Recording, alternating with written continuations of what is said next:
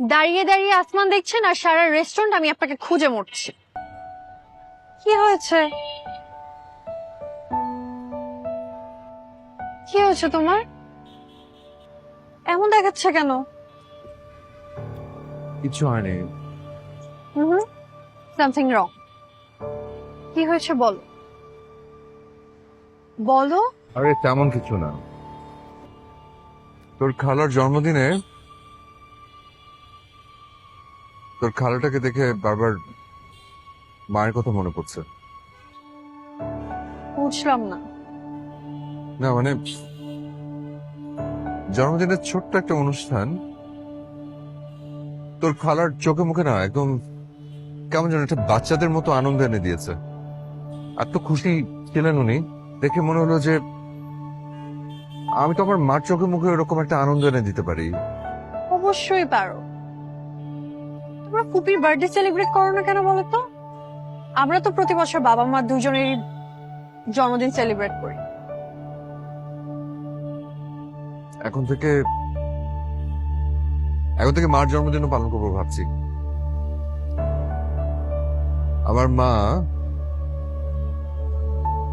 আমাদের জন্য সমস্ত শখ আহ্লাদ ভুলে গিয়ে এত বড় সংসারের ঘানি টানতে টানতে কেমন যেন রোবটের মতো হয়ে গেছে।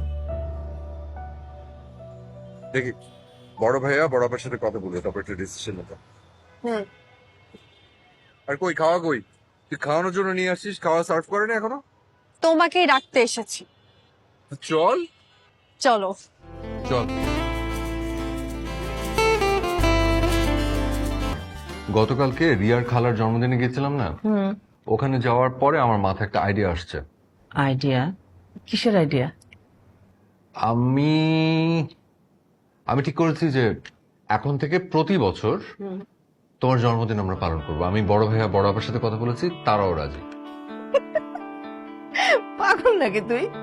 আমি একটা বুড়ি মানুষ, আমার জন্মদিন পালন করবি? মা প্লিজ শোনো, তুমি না এই বারবার নিজেকে বুড়ি বুড়ি বলবা না তো। তুমি মোটেও বুড়ি না।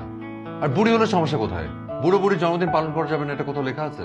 তোর পাগলামি কথা শোনার সময় আমার একেবারে নেই, আমার কাজ আছে। তোমার কবে কাজ না থাকে? আমার কথা এখনো শেষ হয়নি। আর যেতে হলে তোমাকে 19 ঘরের নামটা বলে তারপর এখান থেকে তুমি যাওয়া। এই, আমার 19 ঘরের নামটা মুখস্থ না, আমি বলতে পারবো না।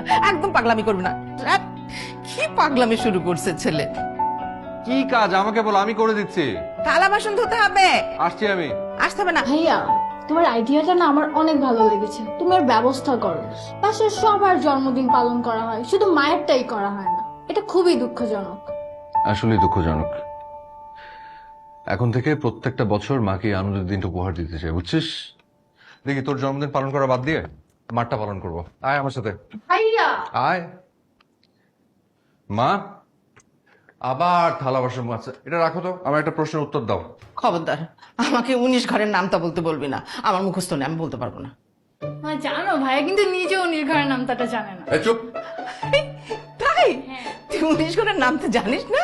মা, বাদ দাও তো ওসব। আমি আমি যেটা জিজ্ঞেস করতে এসেছিলাম সেটা হচ্ছে তোমার জন্মসাল কত, জন্ম তারিখ বলো। আমি জানি না। হ্যাঁ, তুমি বললেই হলো তুমি জানো না। সত্যি আমি জানি না বাবা। আমি তো বাবা মার প্রথম সন্তান। নানা নানি সে যুগের মানুষ, ওনারা আমার জন্ম তারিখ লিখে রাখে নাই। তো মামারটা তো লিখে রেখেছে। ওটা আমি লিখে রেখেছিলাম। তোর মামার যখন জন্ম হয় তখন আমি ক্লাস 4-এ পড়ি।